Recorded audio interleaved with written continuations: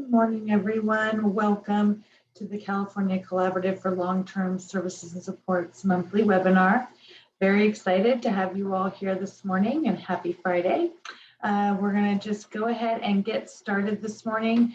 We have a lot to cover in our packed agenda. So we're going to start with some opening remarks on the budget from Assemblymember Nazarian. Then we'll have an overview of the California state budget and the HCBS spending plan with some time for Q&A following that discussion. Then we're lucky to have an overview from the Department of Managed Healthcare on the new equity and quality metrics that they will be rolling out. And then another Q&A discussion following that presentation. So very excited to have you all here. Just a reminder to please use the Q&A function or raise your hand so that we know to call on you when we do get to those Q&A portions of the agenda. So I'm going to go ahead and hand it off to Assemblymember Nazarian, who's the chair of the Committee on Aging and Long-Term Care in the California State Assembly. He's going to give us some thoughts on the recent state budget and the rest of the legislative session, which has a few more weeks. So I will hand it off now to you, Assemblymember. Thank you. Thank you, Athena. Good morning, everyone. It's been a considerable amount of time since I've joined you on your Friday morning calls. So it's nice to be back with all of you. My thoughts quickly, many of you, first of all, were very instrumental in the development of the Master Plan for Aging. The document was released at a critical time. We were in the middle of the peak of the pandemic and the beginning of the immunization rollout. And as we watched the immunization rollout for older adults and the healthcare workers in the earlier stage, we also know that we can't separate cultural beliefs and access from our health and wellness. So we still have see some groups behind the target, especially during the Delta variant taking hold. The Master Plan gave us a great framework for where we can strive to be. But as a legislator, I think we would benefit from a detailed roadmap with a policy priority framework that includes statutory change needed within each of the bold goals. This is where I rely on all of you and where I hope that the collaborative group comes to me and lets me know what are some of the issues and allows me a greater understanding. Entering the 21-22 budget, this was like no other budget. And with the addition of an HCBS spending plan that dropped just days after the May revise, we remain on murky ground trying to fully understand what funds were encumbered in the budget signed by the governor and what remains on the table. But the biggest takeaway from this budget is that those who live in the aging space, those who support the aging space, have never seen budgetary gains like this before. We have much to be thankful for. And the federal HCBS spending plan has been submitted to CMS, and now we wait on its approval. I'd be remiss if I didn't talk about the fact that I've heard of some grumbling in this advocacy space. For those who feel it wasn't enough for their ask or their ask went unheard, you always know that my door is open. Liz is always available. She's been a champion in helping me also and guiding me with all of your efforts. So I'm happy to discuss a game plan for the coming budget year. But what would be most helpful is if you could bring to me a prioritization of your needs, with specific proposals to respond to those needs. Some time ago, when the May revise eliminated CBAS and MSSP, the entirety of the aging advocacy voice was heard. It was the highest priority to see funding remain. So we need to keep that lesson in our minds as we move forward. As legislators, we fought to have aging prioritized in this budget. We saw the opportunity for the investment given also the coming needs that we have. But this is going to be something that your continued effort is going to be necessary. the fact that you provide us the prioritization so that we are not scrambling to figure out on our own what to prioritize is critical. So please continue helping me to help you and help the aging world, and to make sure that the aging world community advances. So with that, thank you all very much for participating. Liz is going to continue on listening and communicating with all of you, and look forward to our continued work. Take care, everyone. Thank you so much. We really appreciate your time, and happy to have Liz Puller from your office here for the rest of the meeting. And we will definitely call on Liz after our next presentation to give us some of her thoughts and guidance. So next up, we have some great information coming from Claire Ramsey, is a senior staff attorney at Justice and Aging, and Sarah Steenhausen, the director of policy and advocacy at the SCAM Foundation. They're going to give a quick overview of the California state budget and the HCBS spending plan. So I will hand it off to Claire and Sarah. Great. Well, thank you so much. Claire and I are really looking forward to providing you with an overview of not only what's in the budget, but also how it relates to the proposed home and community-based services spending plan. Next slide, please. So what we are going to cover is we're going to kind of do a little context setting very briefly, and then do a little bit of a deeper dive into the elements of the budget that impact older adults, people with disabilities, and caregivers. Just noting that because there is so much in the budget, we're not going to be able to dive deeply into every item, but we want to give you a good overview of what's in there with some sense of where to go for more information. And then we're going to walk through the components of the home and community-based services spending plan, which is proposed, and we'll talk a bit about what that means and how it relates to the budget. I think what's most important is to know that you don't have to have a detailed knowledge of everything and every single item, but more, how does everything relate to one another? What are the critical next steps, and what are the things you want to be looking for? And then we'll talk about what's coming next, and look forward to a Q&A. Next slide, please. Next slide. So in setting the context for thinking through what this past year has been like, we have seen tremendous devastation that was brought upon our older adults, people with disabilities, and caregivers, and particularly low-income individuals, as well as Black, Latino, Indigenous, Asian American, and LGBTQ populations. So we're confronting now not only the COVID-19 pandemic, but also systemic racial inequities, healthcare disparities, climate change, as we've seen with our drought, wildfires, and public safety power shutoffs, among others. All of these issues have been impacting older adults and people with disabilities tremendously. So these challenges really do seem very daunting and overwhelming, and they shine a harsh light on system issues, including poverty and racism, workforce shortages, lack of access to housing and services, and a very fragmented system of care. Next slide.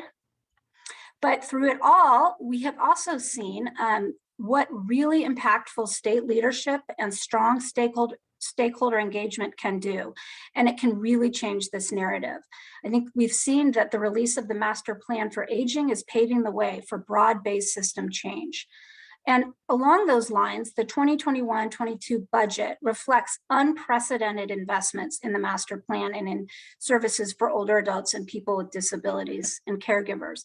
And it is important to recognize that we still do have a long way to go, but these investments offer such a strong, solid start to the beginning of our 10-year implementation of the master plan. And I think that this is really where our work begins as well, to keep working down this road and calling on the needs for investments in this system. So I'm going to turn it over to Claire, who's going to start walking through the investments that are in the budget. Thanks, Sarah. And hi, everyone. Thanks so much for having us today. Really great to be here to talk to you all. As Sarah mentioned, we cannot go over every proposal in detail. Hopefully, we'll give you a flavor of all the different items that are here. But honestly, just as Sarah and Assemblymember Nazarian pointed out, there was so much in this budget. When I was working on Justice and Aging's overview of the budget, there were more than 40 items. that I found that related to older adults and people with disabilities, related to the master plan. And I've never seen anything like it in the years I've been working in the older adult space. So there's a lot of stuff that I think is going to provide a lot of forward momentum on each of the different goals that are set out in the master plan. So goal 1 is housing for all ages and stages. And there were a number of housing initiatives, and you may have heard that overall the budget had more than $12 billion invested in housing and homelessness over a multi-year spread. And not all of these items, I do want to say, are directly targeted to older adults and people with disabilities. This is the one place where some of our initiatives we're going to talk about are not completely keyed into that demographic. However, a lot of these initiatives are going to be super important to older adults and people with disabilities. And we want to make sure that there is, real efforts to ensure that people are getting access to these programs, and that the programs are seeing things through an older adult lens when need be, and that they are using proportionate amounts of resources on older adults and people with disabilities. So with that framing, let me kick off some of these initiatives. So first, there is going to be an additional $150 million in one-time funding for Project Room Key. And this is the initiative that's been going for more than a year now to get people who are living unhoused on the street into hotel rooms or other temporary lodging so that they had more safety around COVID. So the idea of the 150 is to basically extend the program long enough to help hopefully get many of these people out of temporary housing and into permanent housing. And that's what Project Room Key is trying to do. And the budget provides $275 billion for the next 2 years to expand Project Home Key. And the hope there, again, is that no one will have to have gone from unhoused homelessness into a temporary room in a hotel or some other temporary lodging and then go back to homelessness, that people can have a path into permanent housing. Next is the community care expansion. This is, and you'll see an asterisk here, and there's a couple budget items with asterisks. That means that it is also included in the HCBS spending plan. Not every item in the spending plan is also in the budget, but the ones we've highlighted are. So the community care expansion is $805 million in one-time funding for construction, acquisition, and rehabilitation of licensed adult and senior care facilities, including adult residential facilities and residential care facilities for the elderly. And this has got a particular emphasis on looking to make sure that people who are experiencing homelessness or at risk for homelessness are being well served. And so helping people get into settings with more supportive housing, a more supportive housing model. Next is the expansion of Home Safe. And this is a program that's being run through Adult Protective Services. It already exists in some counties, but it was being piloted. This will allow, this is $92.5 million to expand Home Safe to more counties, to more people, and to make sure that people who might be either at risk of abuse or neglect or who are experiencing abuse or neglect and involved in the APS system have access to supportive services to help stabilize their housing. Next is the eviction moratorium and emergency rental assistance. Some of this happened much earlier, so this may seem like, wasn't this from a long time ago? Some of this did happen a long time ago, but there was an extension of the eviction moratorium until September 30th of 2021. And there's also $5.2 billion to provide emergency rental assistance, and that could pay up to 100% of back rent and utilities, as well as potentially future rent for people. And then there's supporting formerly homeless veterans. So there's another $25 million to provide high-level support through the Veterans Assistance Program through HUD. And this will also be for veterans who are older or with disabilities. And finally, there's another $81 million in one-time funding to expand financing of accessory dwelling units. And again, this is not necessarily target to older adults, but sometimes these are referred to as granny units, with the idea that there might be family members or other people who might be able to sort of take advantage of a smaller unit on a single family home property and make sure that they have access to stable housing. Next slide, please. So that's our overview of the housing. As you can see, that was already a lot. Now, just wait till we get to health. I'll have to go a little faster on health because there are so many proposals. But as one of the health people, this is just fills my heart with absolute joy to tell you about some of these things. So first is that we have been able to expand Medi-Cal for undocumented adults 50 and over. This has long been a goal of many of our organizations, and through the really intense advocacy that was happening, but also because of the really deep support from the legislature and the governor's office, we were able to get this all the way down to 50. At first, we thought it might only be 65, and we're all the way at 50. So that's amazing. That's going to take place next May 1st, 2022. People will be eligible for Medi-Cal if they are undocumented and 50 and older. Next, and this one again is very near and dear to my heart, is we were able to eliminate the Medi-Cal asset test in a phased in model. And I'll just very quickly say what that means. Basically, the asset test for Medi-Cal is not being eliminated tomorrow. So I don't want anybody to think they don't have to meet the test anymore. What's going to happen is starting next year, likely July 1st, 2022, but to TBD on that, the asset test is going to go up to $130,000 for an individual and $65,000 for each additional person in the household.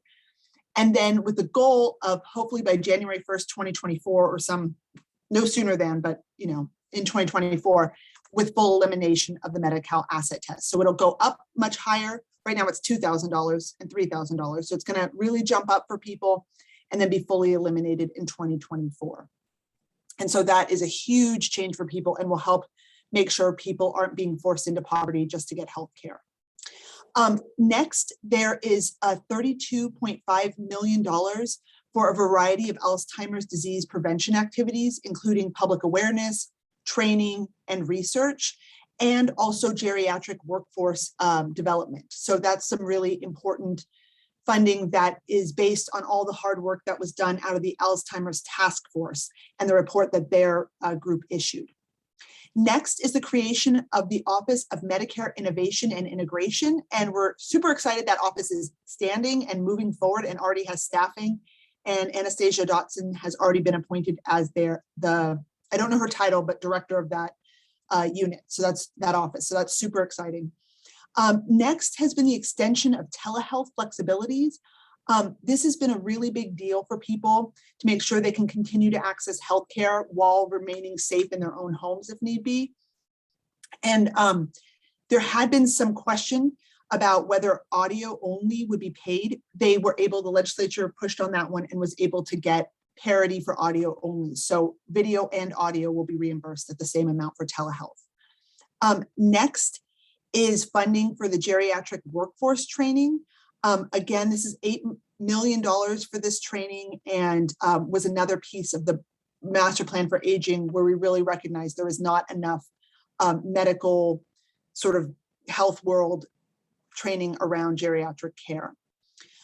Next is $2 million for HICAP modernization, and that's being organized and run through the Department of Aging, and I believe they've already started working on that. So HICAPs are already starting to meet to discuss that. The next was $12 million for Medi Navigators. This is being run, and I'm not off the top of my head remembering what CCHI stands for, but they already run some pilots doing this work, and those pilots will be expanded through this funding. And they will be working also to figure out like sort of the pieces that are HICAP, the pieces that are these Medi Navigators. There are ombudsmen as well that work on certain Medi issues. So we'll get all that sorted out so that people know where to go for help. Next was $8 million.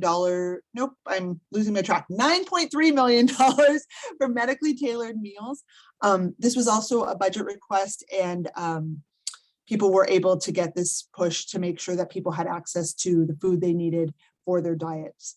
Then there was $15 million for the Alameda Wellness Respite Center, which is going to provide both a medical respite and have like connected permanent housing to it in Alameda County. So it's kind of an exciting new model, and this money is going to help them get their center finished building and get their services running. And then lastly, we wanted to make sure people knew there was going to be Medi-Cal translation materials. They're going to do $2 million to make sure that there is translation of materials into all the threshold languages in Medi-Cal. And that's really important to make sure that everybody in Medi-Cal, but older adults and people with disabilities as well, who are limited English proficient, can have access to understandable material in their own language, so that they understand what's happening to their healthcare and their medical coverage. Next slide, please. So that was all the healthcare stuff. This is all the long-term services and support stuff. Again, huge investments. We were able to get the permanent restoration of the IHSS 7% cut. That has been something we've been trying to get for the last 7 years, I believe. So we finally saw that be permanently eliminated. And by permanent, we mean the actual code section got stricken from the Welfare and Institutions Code. So that's how we know it's off the books completely. Next was a little over $12 million for the creation of an IHSS backup provider system. And we're expecting trailer bill language coming out on that soon to keep moving forward on that proposal. Next was $5 million for the development and support of IHSS electronic forms.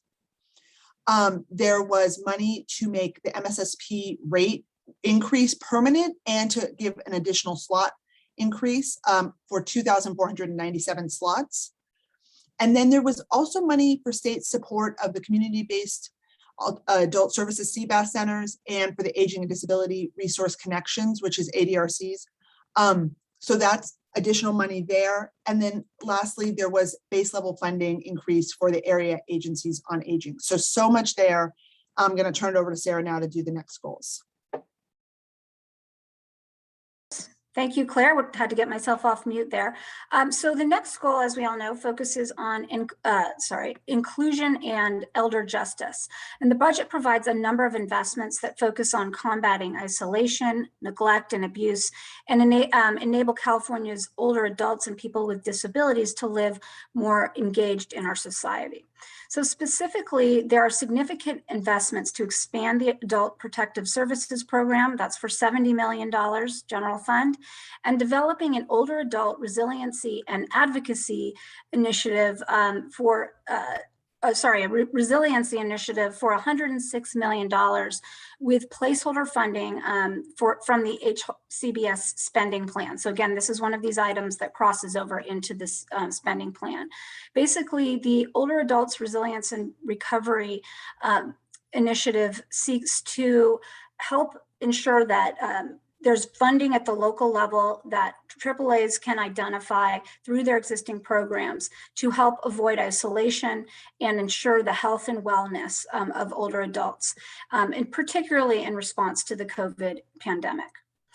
The budget also provides $2.5 million in funding to establish an Office of the Long-Term Care Patient Representative at the Department of Aging. This essentially will provide patient representatives for nursing facility residents who don't have the capacity to make their own healthcare decisions and who do not have a family or friends to serve as their designated representatives.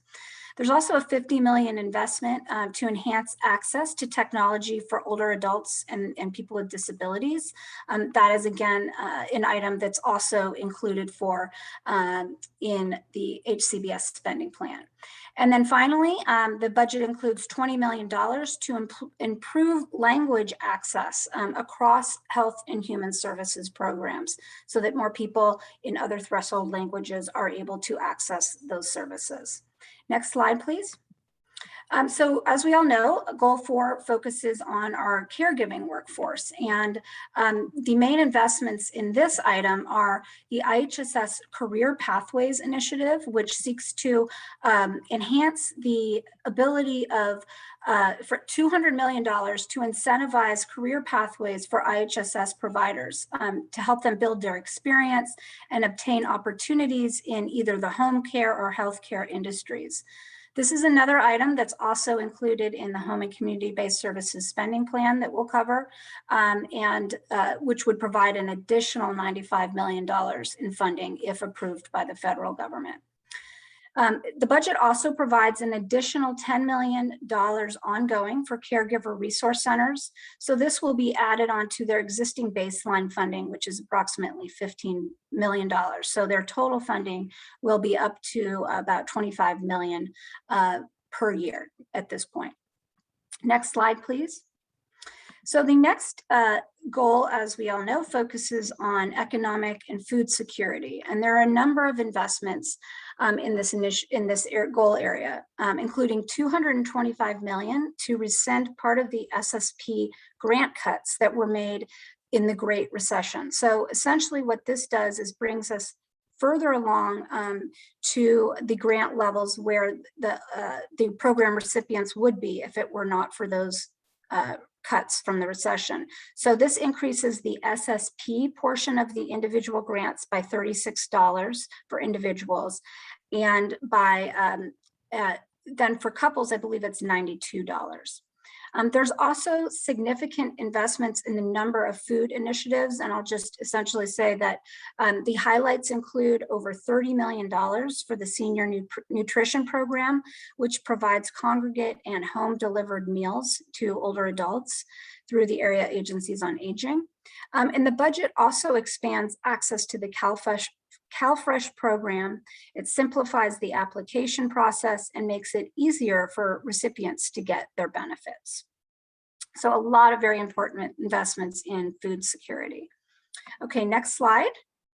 So I also wanted to call out some of the investments in state level leadership. I think we all know how critical state level leadership is to the implementation of the Master Plan for Aging. And specifically, one of the key goals and key priorities of the Master Plan for Aging Stakeholder Advisory Committee was the establishment of a senior advisor on aging, disability, and Alzheimer's to be placed in the governor's office. So the budget does provide funding for this position, and we are still waiting on information about when an advisor will be named for this position. The budget also provides resources to expand capacity at the state level for master plan implementation within the Department of Aging, a little over $3 million. So in the next slide, Claire will begin the overview of the HCBS spending plan. Thanks, Sarah. And can we go to the next slide, please? Thanks so much. So the HCBS spending plan, just so people know, there was a draft put out in June. Yes, June. And comments were made on that. And then more work was done on it. And then an actual final plan was submitted on July 12th to the Centers for Medicare and Medicaid Services, CMS, federal agency. And now we are waiting for approval on that plan from CMS. Originally, they had said that would happen within 30 days, but 30 days is now gone and we don't know yet. I think they've just been overwhelmed by the number of people number of states, excuse me, that have applied. All 50 states ended up applying for this money because it's 10% extra on their federal reimbursement from Medicaid. So it's a significant amount of money. In California, it's $4.6 billion additional funding we're going to have to spend on HCBS across a wide array of programs. There are basically 5 different buckets that they have put 30 different initiatives into. There's workforce development, navigation, transitions, services, and infrastructure and support. We're not going to talk about all 30. We're going to really focus on the ones that are more broadly about HCBS that can support adults with older adults or younger adults with disabilities. And there are some things in here that involve kids or the justice involved population or some other pieces that are a little less on point for this group. But I really recommend people go and look at all the initiatives because there's a lot of stuff in there. Next slide. Thanks. So in the workforce development area, there's a few big things. So IHSS career pathways, it's a little confusing. In the budget, it's referred to as the long-term care career pathways, and here it's IHSS, but they're connected. And as Sarah mentioned, if this goes through, basically be a $95 million additional dollars on top of the $200 million to basically do some sort of training program and incentives, financial incentives for IHSS providers to basically get more training and more skills. Maybe some of those could lead career pathways out of IHSS, but actually it's very much to support people staying within IHSS and receiving better compensation and more training and skills around their services. Next, the next two around the direct workforce training, training and stipends below is a little bit of a parallel program for the non-IHSS workers, but who are also in HCBS. So like Department of Aging and some other groups run programs that also have personal care services providers that aren't IHSS providers. So it's sort of a parallel structure will be set up and funding is allocated for that as well. Next is IHSS and non-IHSS care economy payments. If this gets approved, what this would do is basically every IHSS provider and every non-IHSS HCBS provider would receive a one-time payment of $500, basically like a hero's pay bump for working through the pandemic. So people worked 2 more months, at least 2 months between March of 2020 and March of 2021, they would automatically see this $500 payment as like a appreciation and recognition of all the extra work they did during the pandemic. The next two pieces of the workforce that I'm going to touch on just very briefly, there's a home and community-based clinical workforce proposal as well. And again, that's to separate clinical workforce to separate out from sort of direct care workforce. So this is some investment in really like, more on the medical side of care. And then lastly, there is an investment into expanding the traumatic brain injury programs and to bringing that, there's already a couple of these programs running, to expanding the reach of these programs and to expand, I believe, into a few more communities, these programs. Next slide, please. Next, there are navigation proposals. The first one that I'll mention is around the ADRC technology and data systems. And so this one is distinct from the other ADRC money that we talked about in the budget. This would be additional money, and this is really about helping to expand the reach and the sort of technological abilities of the ADRCs to perform sort of that no wrong door function, which they're basically being asked to perform, and which the state is looking to expand ADRCs statewide. Next is an expansion around Alzheimer's into dementia aware and continuing education. Again, this initiative is separate from the dementia funding that I mentioned during the budget talk.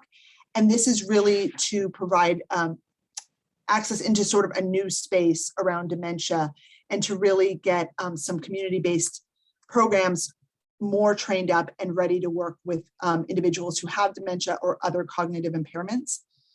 And the last one I'll mention is, and every time we've written DD, that stands for developmental disabilities, some of these initiatives are specifically targeted to the DD community and are being run through developmental disability services. So this is one of them.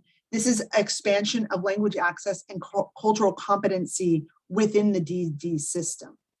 So again, this is all in service of making sure that consumers are having a better experience when they're trying to access and understand what's available in our systems in California. And this was something was really sort of highlighted in the master plan stakeholder recommendations, that like California has a very confusing system and it's hard to navigate for families and for individuals to figure out what even is available. And these funds are trying to get at that piece of like, how can we make this a more manageable system and a more understandable system for people? And Sarah, I think I'm doing this one, right? And then it's you, or are you doing this one? Me, thank you. Thanks everyone for that. So transitions. So again, this was another piece where, this can be transitions from somebody coming out of a hospital, somebody coming out of a skilled nursing facility, but basically somebody moving within the continuum of care around long-term services and supports. So the first one is a community-based residential continuum pilot. This is somewhat linked to the community care expansion and is going to be run through Department of Social Services. And this would help provide supportive services within these models to make sure that people who have experienced homelessness or who are at risk of homelessness are getting the supportive services they need to stay housed. And this is a one-time, again, because it's pilot, it's sort of this one-time chunk of money to keep this going. Next is an expansion of the assisted living waiver. Basically, what they're going to do is add 7,000 slots. That will eliminate the wait list, and they think also provide a cushion for others who sort of might be coming into the system in the next few years.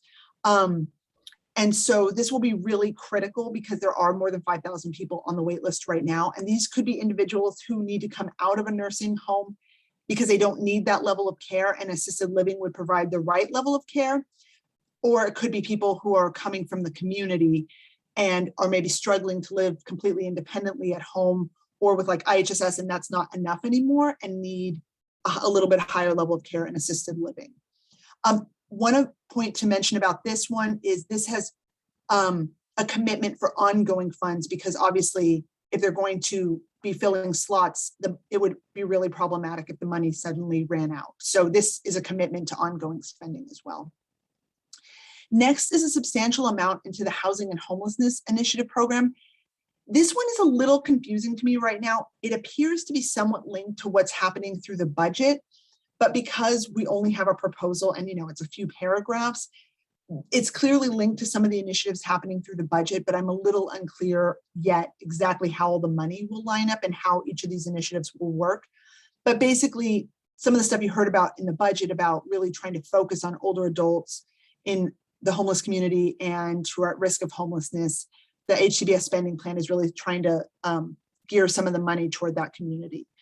But I will point out that that list of people who's being served under these dollars is much broader than that. So I think this is a place for advocacy to make sure that people with the HCBS needs are really the people being helped through this initiative program, and that the gates don't get so wide that it's sort of anyone who's experiencing homelessness, is necessarily being seen as the target population.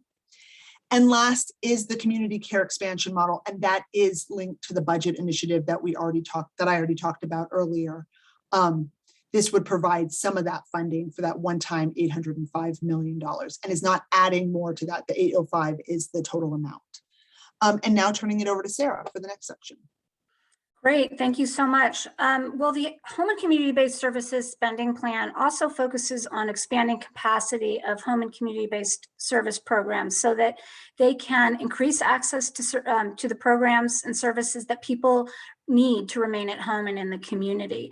And they're also focusing on improving the experience of those who reside in institutional settings. So some of the specifics outlined in this section of the spending plan: exciting to have investments in the Alzheimer's Day Care Resource Center program. These are community-based centers that assist people living with Alzheimer's with some therapy and services in a day setting, and also provide important respite to caregivers at home who are caring for people with Alzheimer's.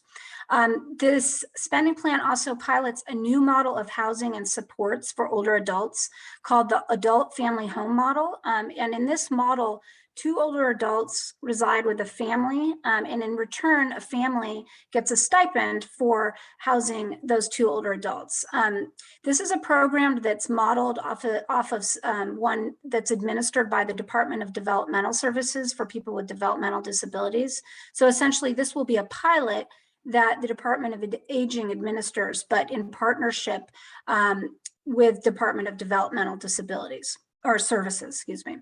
And as discussed earlier, the Home and Community-Based Spending Plan also includes resources for the Older Adult Recovery and Resilience Initiative that will provide funding at the local level for programs that help prevent isolation and enhance health and wellness for older adults.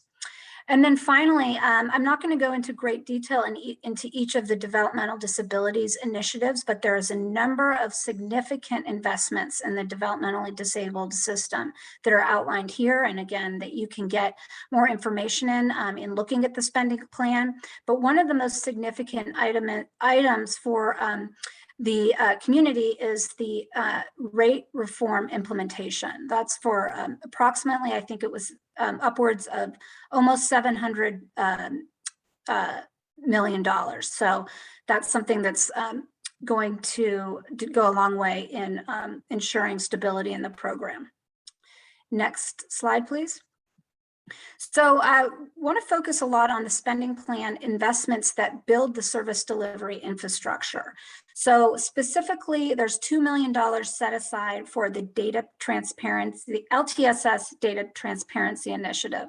Essentially, this will develop an LTSS data dashboard that will link LTSS utilization, quality, and cost information across LTSS programs and really help policymakers understand where the gaps are in the system, where the quality issues are, and how we can better meet the needs of older adults and people with disabilities in the community to avoid movement into institutional settings.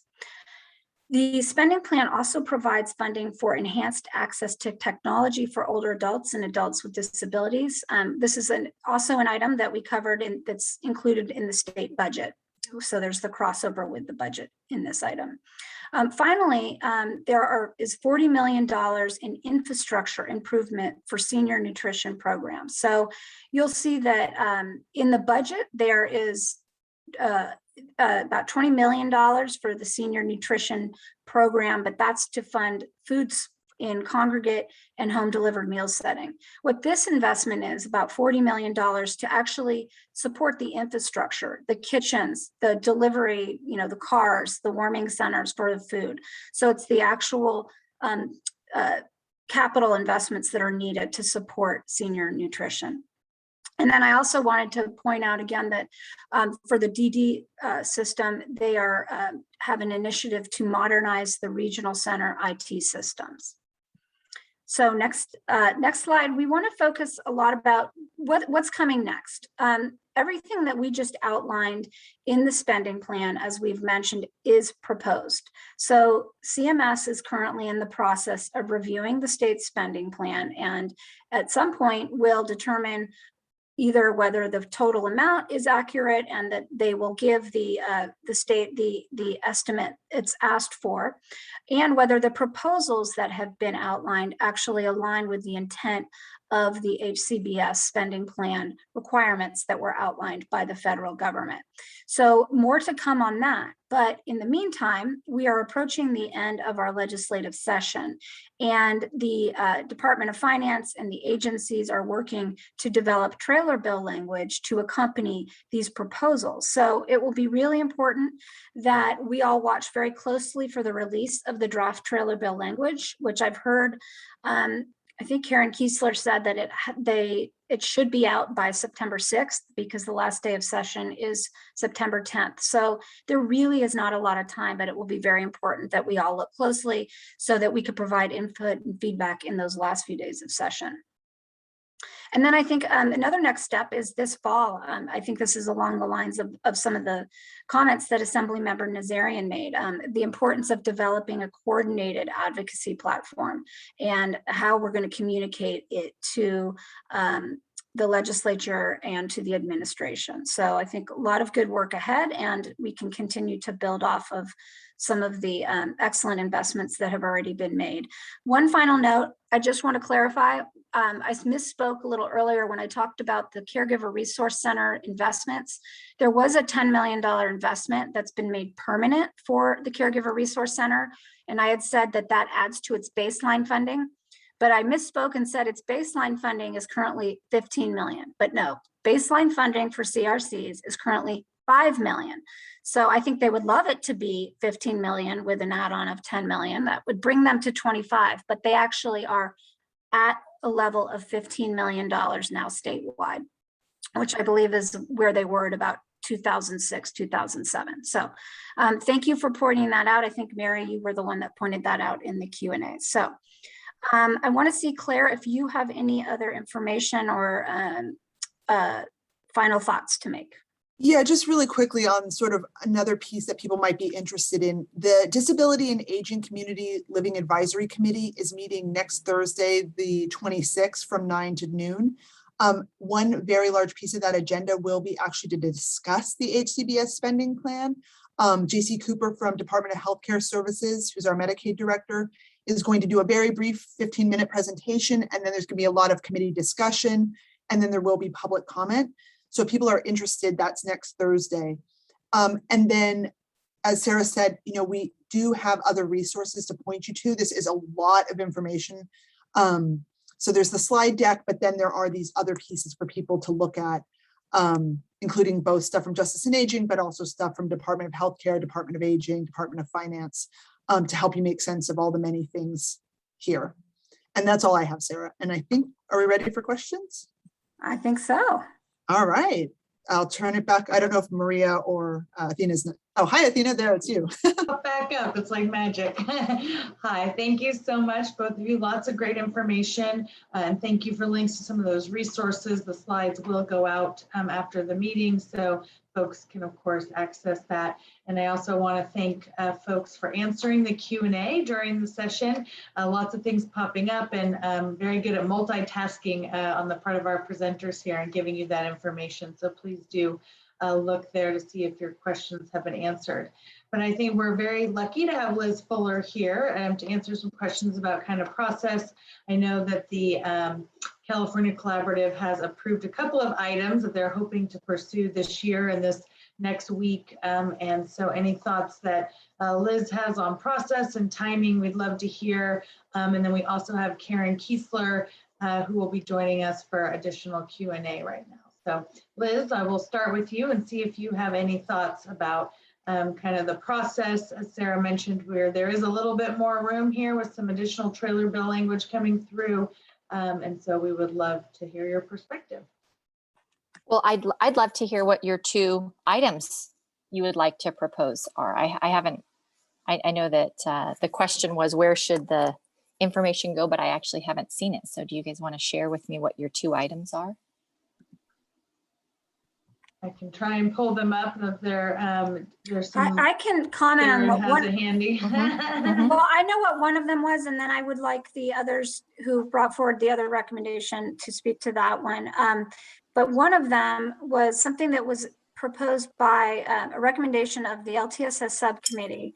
And it was actually included in the first version of the Home and Community-Based Services Spending Plan. And it was for $10 million, a community living fund out of the Department of Sarah? Yeah. Sarah, something happened and you literally just you started to say 10 and then it faded out for a second. So can you start over again? Sure, absolutely. So the proposal was included in the original Home and Community-Based Services Spending Plan. And it was $10 billion for the creation of a community living fund that would be housed at the Department of Rehabilitation and would be administered locally by the independent living centers. And basically this community living fund would be a special needs fund for people who are at risk of institutionalization or who wish to transition from institutional setting to the community.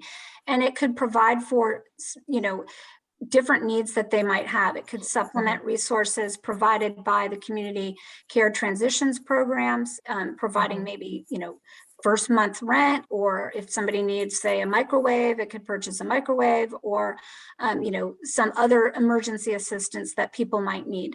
A really important tool, San Francisco has something similar to that at the local level. But it just provides a lot of flexibility in helping individuals remain in or transition to the community. I don't know if people have stuff to add to that. Can I ask you, when you say it's 10 million for the creation, obviously you would want that ongoing. Now the initial creation, what would that encumber? And then what do you see actually being able to deliver services ongoing? Great questions. I don't know. I think we kind of, the spending plan was a one-time for 10 million, but I think it should be ongoing. In terms of what it would take to actually establish the program and the funds for that, I don't know, but happy to, we can do some work and get you that information as needed. Sure. So you're looking at 10 million, it would start the creation, and perhaps potentially this is something that actually costs like 1.5 or 1.5 to start up and then $1 million per year to continue on. or Well, something like that, and that you're looking that one-time money would stretch over years, or I'm not, I just want to make sure. I think that's the idea, but the question is how long it would stretch. It has a Right. lot to do with what the criteria are for utilizing the funds, Mhm. right? So I think a lot of that would have to be developed, those kind of specifics with some analysis of data as to what the cost would be per Right. year and what the Mhm. need would be. So good questions. And I think that our colleagues at the Department of Rehabilitation would be very helpful in helping think through those questions. Okay. Mhm. And And then the second? The second one is around a one-time grant funding and totaling $30 million to address the current and pressing needs related to upgrades for COVID-19, social distancing, and appropriate mechanisms for air filters and things like that in order to keep community-based provider community access for CBAS, MSSP, and other community providers, and that allow for that interaction. And so this was something that's been pursued before, and it would be in this one-time grants of between $10,000 to $200,000 to help facilities make those upgrades. Yeah, I'm familiar with that ask that came into us kind of later in the process, or came into me later in the process. So I am familiar with that one. And I think that, as we're moving forward, I think it's important to know that, this, as the assembly member mentioned, this is just a year unlike any other that we've kind of participated in any budget process. And so getting anything additional in is not, may not actually be an opportunity that we have, but this can certainly be, questions asked and saying that, as we see this, that you're looking as a collaborative. And I think what I'm hoping that you're telling me is that everyone on this call agrees these are the most pressing things that were left out of the budget that need to be addressed. Is it a $70 million ask, right? Yes, I think we did, the staff of the collaborative shared this out. These were the two that rose to the top.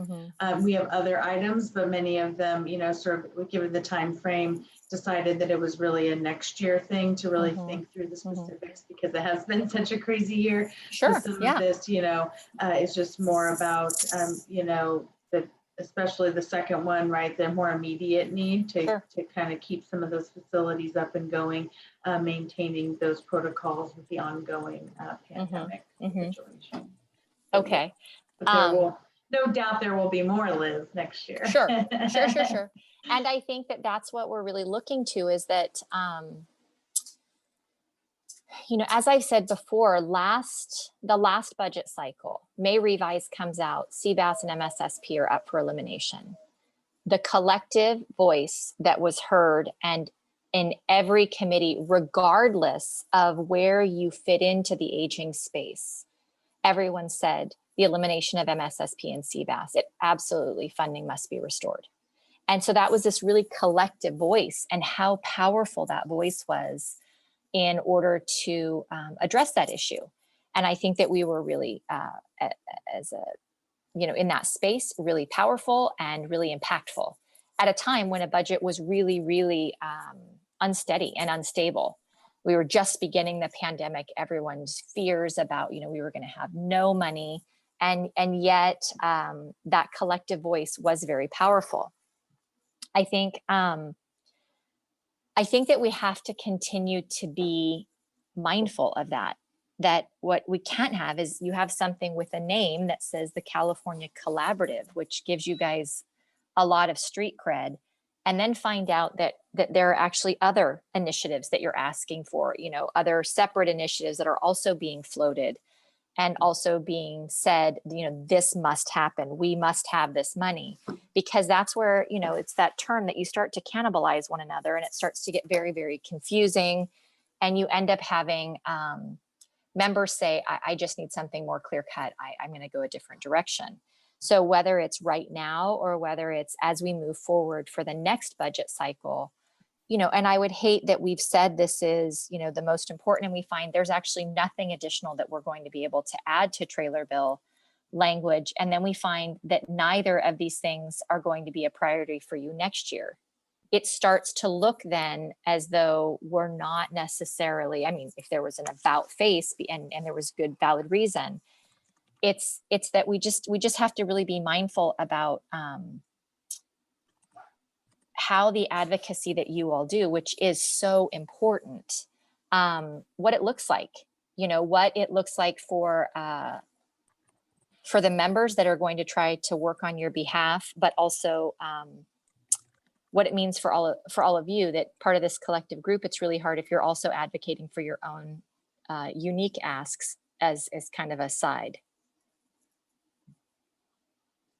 Yeah, no, that's really helpful. And I think we are working to try and get, more consistency with the collaborative around our asks. And of course, individual organizations will always go off with a membership this big and diverse. Everybody also has their own kind of pet projects. So we're definitely aware of that, appreciate that feedback, and we'll of course continue to ask for your assistance and work with you and your team and Assemblymember Nazarian on these issues that are really important to us. So we really thank you for all that input, for considering these requests. It has gone to our board with a sign off by close of business today. So you will no doubt be hearing from us, and we will see what happens in the next couple of weeks. And of course, begin preparing for next year kind of right away, unfortunately, for everybody. But that's the way these things work. So I know that Karen Kiesler has joined us. I'm not sure, Karen, if you had some Q&A that you wanted to bring forward and to help kind of solidify this conversation. I'll hand it off to Karen. I do. I wanted to circle back to Sarah's mention about the timeline. It's my understanding that the Department of Finance is supposed to be posting trailer bill language and all of the different cleanup pieces, stuff relevant to the HCBS spending plan and so forth by Monday. And what I think is that the legislature basically has to reach some agreement with the administration and themselves and stakeholders by September 6th, really to meet that 72-hour in print deadline where bills have to be in print for the 72 hours before they get their final vote. So I have two questions, and with the exception, first is with the exception of the $965 million for the DD rate study, there's really not provider rate increases that were done in the budget or with the HCBS spending plan. And we know that really almost every single provider in the long-term services and support space, the rates are problematic, too low, IHSS providers and on and on. And I think that there was some thought that was given into the administration and the legislature about why they chose not to do provider rate increases, which are really, really needed, but still were not by and large done as part of the budget package this year. So I'm curious if you can comment about why you think that was this year's outcome in their discussions.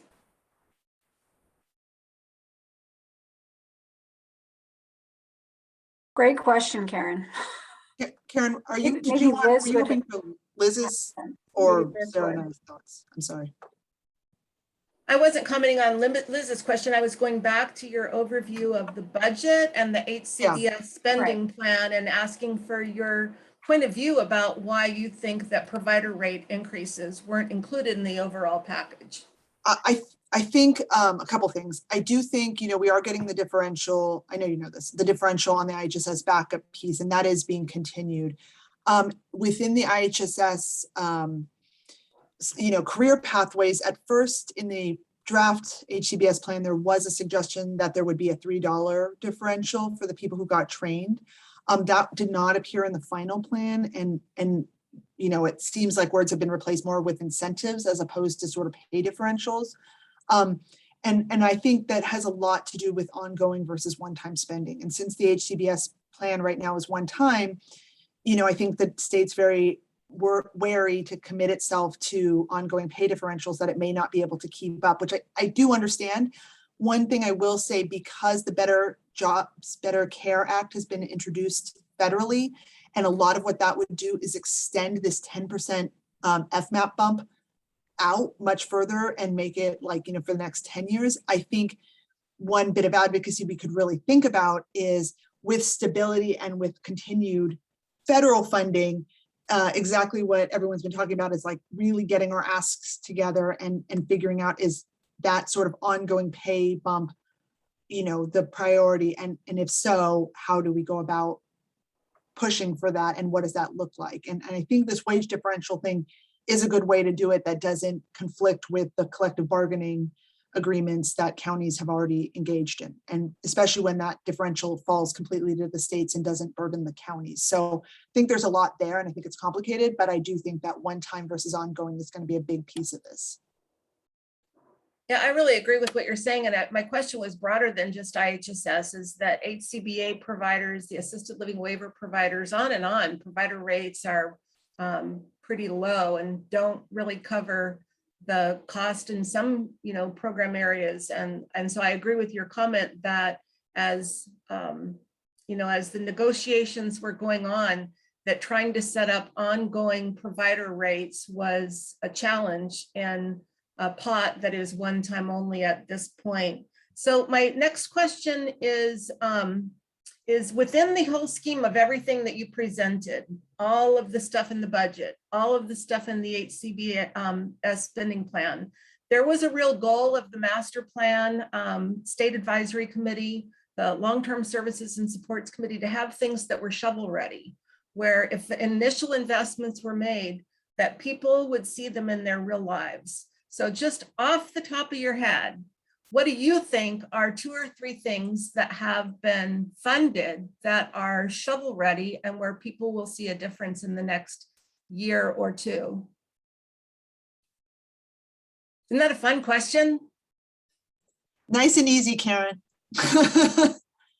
Yeah, you go ahead, Claire. Go ahead, Sarah. You wanna- No, I think to me, one of the 7% permanent restoration of IHSS feels huge to me. It was frightening every single year.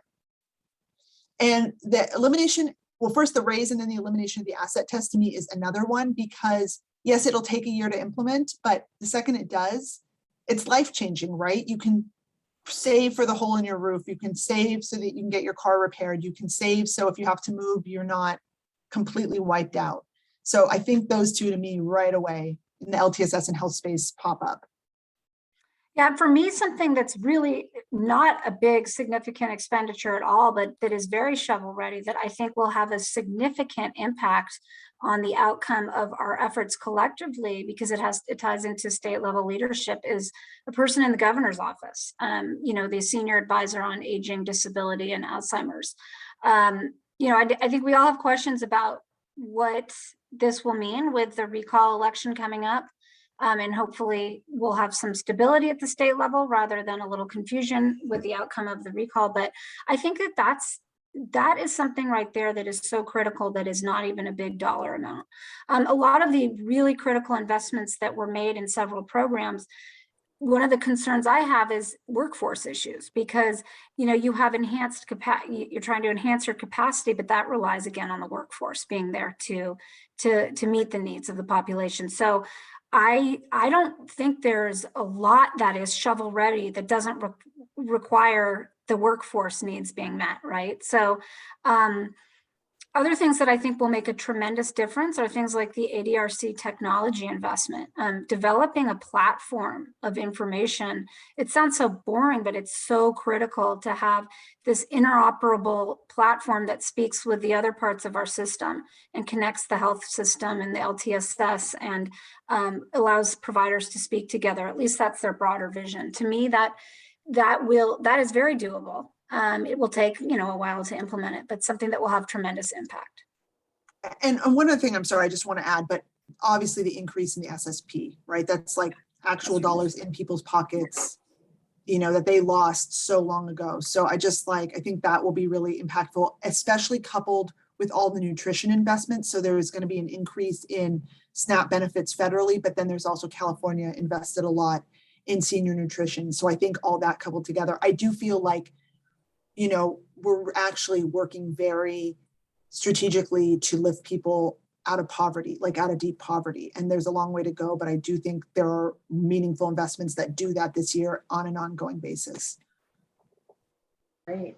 I hate And to it cut just- off this great conversation, but we're running over time. And there's been lots of great Q&A and the. Can I just say one thing? Yep, I please. want to say publicly, thank you, Karen Kiesler, for your outstanding advocacy, because she is unfortunately leaving us to move to North Carolina, which is wonderful for her. But we will miss you, Karen. You have been an incredible asset to all of this work, and you're so smart and strategic in your thinking. So North Yes, thank Carolina's you, lucky to Karen. have you. Yes, the entire collaborative also supports them. Wants to thank Karen for all of her involvement and support over the years for the collaborative and all of her work on behalf of her organization as well. So thank you for that, Sarah. Thank you, Claire and Sarah, for covering so much information, and everybody for all of the questions in the Q&A. We're going to move on to our next presentation. We are very lucky to have Dan Souther, who's the Chief Deputy Director, Department of Managed Healthcare, who's going to give us a quick overview of DMHC's equity and quality metrics, which were included as part of the budget this year. So Dan, I will hand it off to you. Thank you, Athena. So yes, I'm very excited today to provide you with a high-level overview of some new authority that DMHC has in overseeing healthcare service plan, health equity, and quality efforts. Up until this point, the DMHC has had zero oversight over health equity at the health plan level and very minimal oversight over the health plan's quality efforts. So noting here, the DMHC's mission is to protect consumers' healthcare rights and ensure a stable healthcare delivery system. Next slide, please.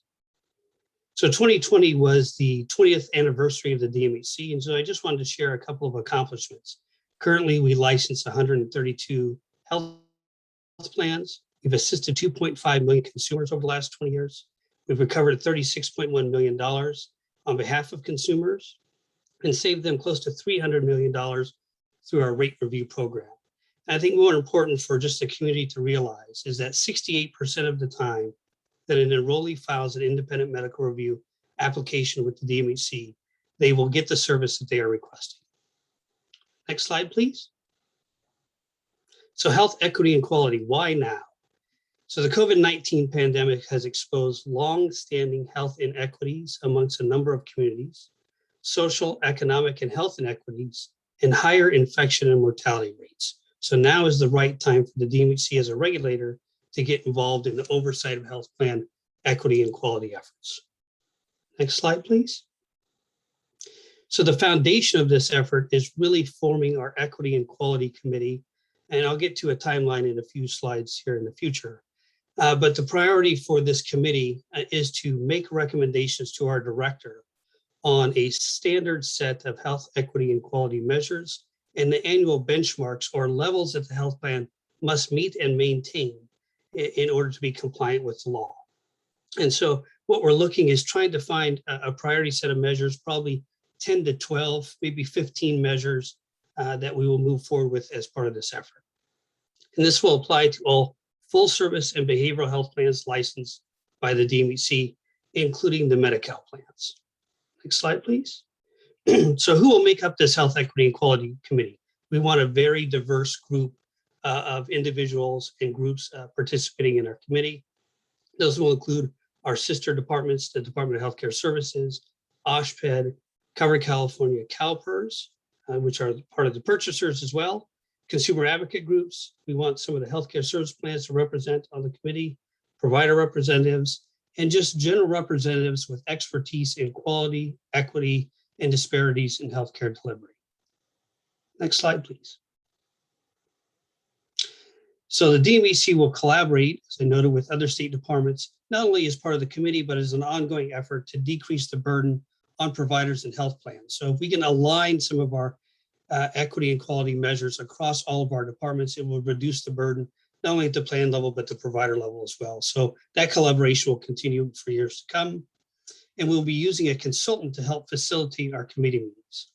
And again, we'll establish this priority set of measures and benchmarks the health plans will be held accountable to. Next slide. So implementation timeline. So currently we're developing two different set of documents. One is our RFI documentation, which is our solicitation for the vendor to run our committee meetings. And the second is we're finalizing the draft documents for the overview of the committee, just a general overview of the committee, and then our solicitation for committee members. And so both of these documents we should be posting here probably within the next 30 days. I think we're going to have a deadline for solicitation receipts for committee members will be October 15th. And then the committee will meet throughout 2022 and provide the director of the DMHC with their recommendations on the standard measures and annual benchmarks for the health plans to meet. We will then be informing the health plans of that information through all plan letters at the latter part of 2022 of their obligations for collecting data throughout 2023. Next slide, please. So in June of 2024, full service and health plans will begin submitting data for the calendar year 2023. And then because the DMHC is a regulator, we differ from our purchasers within the state, Cover California, CalPERS, DHCS, which our authority is a little bit different. We have to follow the statutes and regulations, whereas the purchasers can write in their contract language measurements and quality and equity issues that the purchasers want the health plans to meet, and they can change those year over year. Unfortunately, for us to hold health plans accountable, we have to promulgate any of these measures and benchmarks into regulations. So we'll be developing those starting in 2024 and implement those regulations in 2026. We also will be publishing an annual report. The first report for measurement year 2023 will be made public in 2025. So that's a high-level overview of our initiative. We are very excited about engaging this work. It's something we wanted to do for a long time, but just have lacked the statutory or regulatory authority. So next slide, please. I think we're moving on to questions. We're happy to take any questions. Great, thank you so much. I really appreciate having this overview and kind of understanding, since this is one of the first times that California sort of seen what will be a standard way of looking at how we kind of address equity and hold folks kind of accountable to those metrics. Do you have a sense of kind of what interaction you will have with some of those purchasers that you talked about? So, DMHC has sort of an overarching, regulatory and statutory authority, but what kinds of things do you do to work with other, align across all of those payers, right? Because we hear much like quality, this payer wants me to do this payer wants me to do that. Can we kind of standardize that? Do you have a sense of how that may roll out as things get going? Yeah, so that's really the function of the committee.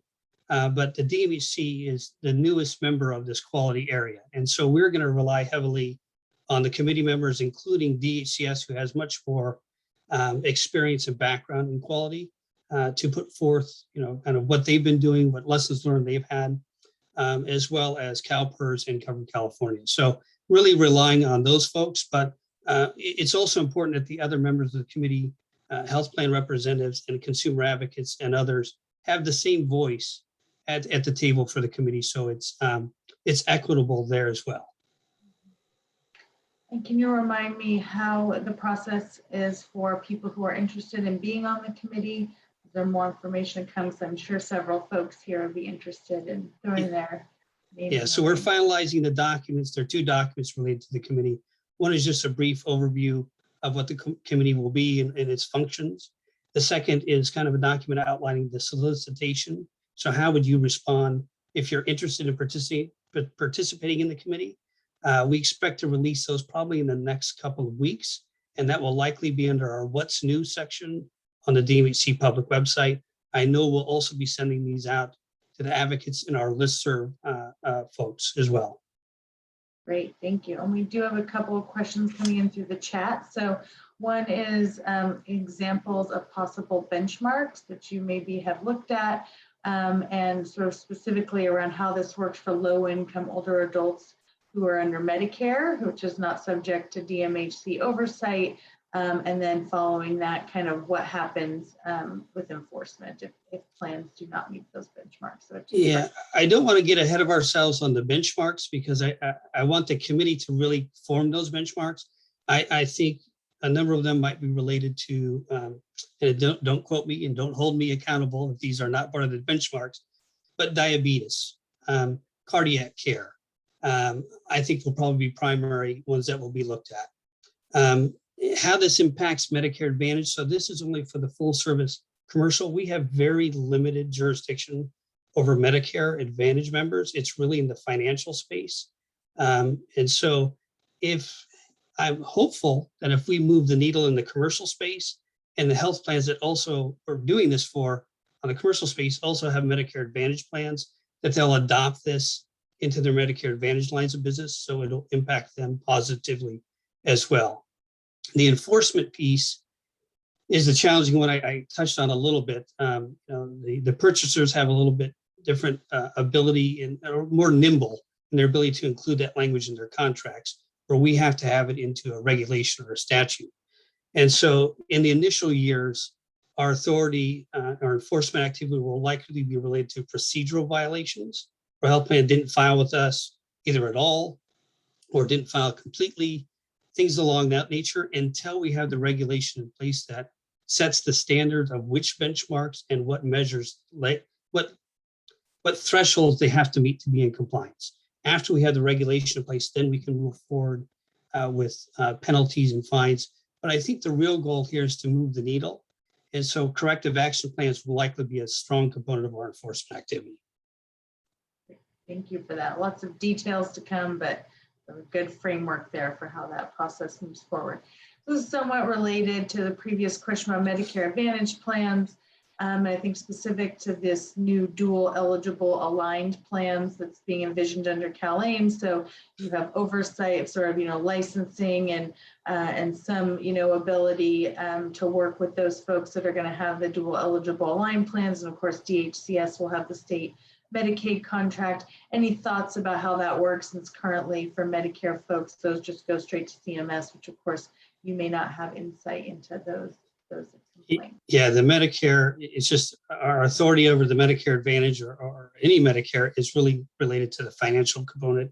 Again, we'll be working very closely with DHCS on this effort because there are certain Medi-Cal plans that are not under the DMHC's jurisdiction, and those are the county operated health systems. So DHCS will be the one holding the plans accountable for those efforts, for those COES plans.